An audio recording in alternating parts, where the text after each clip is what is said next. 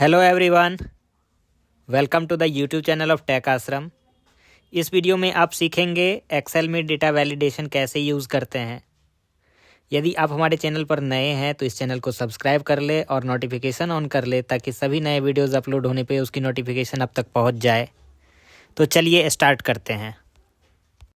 यदि आप अटेंडेंस के लिए ड्रॉप डाउन मेन्यू बनाना चाहते हैं जिसमें कि केवल दो वैल्यू हो, प्रेजेंट और एब्सेंट, तो आप किसी सेल में प्रेजेंट और एब्सेंट टाइप कर लें और अटेंडेंस के ब्लैंक सेल को सेलेक्ट कर लें जहां पे आप ड्रॉप डाउन मेन्यू बनाना चाहते हैं और फिर आप डेटा टैब पे क्लिक करें और अब आप डेटा वैलिडेशन में जाएं और डेटा वैलिडेशन पे क्लिक करें और सेटिंग्स के अंदर जहाँ पे वैलिडेशन क्राइटेरिया है उसमें अलाउ में एनी वैल्यू के जगह पे आप लिस्ट सेलेक्ट करें और सोर्स पे क्लिक करने के बाद आप इस प्रेजेंट और एब्सेंट को सेलेक्ट कर लें।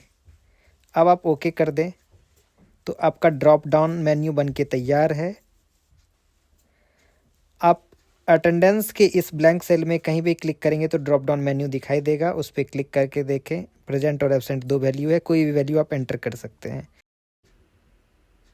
यदि आप इसी तरीके से डेट ऑफ बर्थ के लिए वैलिडेशन अप्लाई करना चाहते हैं, जैसे हमारा डेट ऑफ बर्थ 14/1/2005 से 14/1/2010 के ही बीच हो, तो सबसे पहले आप डेट ऑफ बर्थ के इस ब्लैंक सेल को सेलेक्ट करें और फिर आप डेटा टैब में जाएं, डेटा वैलिडेशन और सेटिंग्स में वैलिडेशन क्राइटेरिया में आपको अलाउ में डेट सेलेक्ट करना होगा और फिर स्टार्ट डेट पे आप स्टार्ट डेट सेलेक्ट कर लें और एंड डेट पे आप एंड डेट सेलेक्ट कर लें और फिर इनपुट मैसेज में आप कोई इनपुट मैसेज भी दे सकते हैं, जैसे कि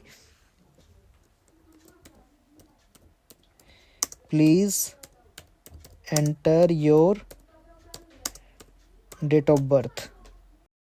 और आप कोई एरर अलर्ट भी दे सकते हैं, जैसे कि कोई गलत डेट ऑफ बर्थ एंटर कर रहा है तो वहाँ पे enter correct date of birth. Okay. अब जैसे ही डेट ऑफ बर्थ के अंदर किसी सेल पे क्लिक करेंगे तो आपको एक इनपुट मैसेज दिखाई देगा, please enter your date of birth. और आप यदि इस रेंज के बीच में कोई डेट ऑफ बर्थ यहाँ पे एंटर करते हैं तो वो आपको अगले सेल में जाने देगा, अदरवाइज़ वो आपको एक एरर अलर्ट देगा। हम लोग करके देखते हैं। यदि कोई 12/1/2004 हमने एंटर किया तो ये एक एरर अलर्ट दे रहा है, enter correct date of birth. Retry में जाने के बाद आप इसको सही से एंटर कर दें, 2006 एंटर करें तो ये अगले सेल में जाने दे रहा है। ठीक इसी तरीके से यदि आप फ़ोन नंबर में भी अप्लाई करना चाहते हैं कि फ़ोन नंबर में 10 डिजिट का नंबर होता है, तो यहाँ पे आप टेक्स्ट लेंथ अप्लाई कर सकते हैं। तो सबसे पहले इन सभी सेल को सेलेक्ट करें।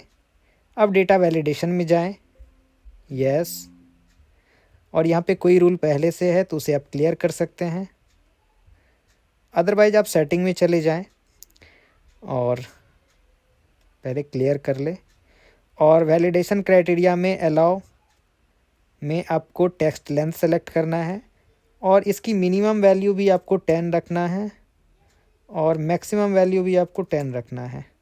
अब आप यदि कोई इनपुट मैसेज देना चाहते हैं तो वो यहाँ पे टाइप कर लें, जैसे एंटर योर मोबाइल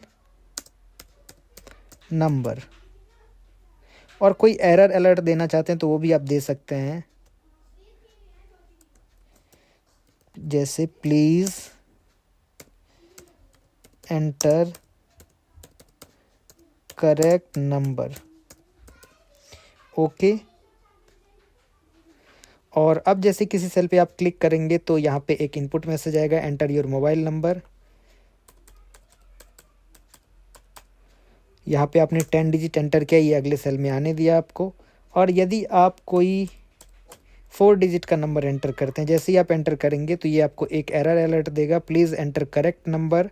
और आप रिट्राई पे जाके यदि आप सही कर देते हैं तो ये आपको फिर से एंटर करने देगा। Thank you for watching this video. इसी तरह के और वीडियोज़ के लिए हमारे चैनल को सब्सक्राइब करें। Thank you for watching.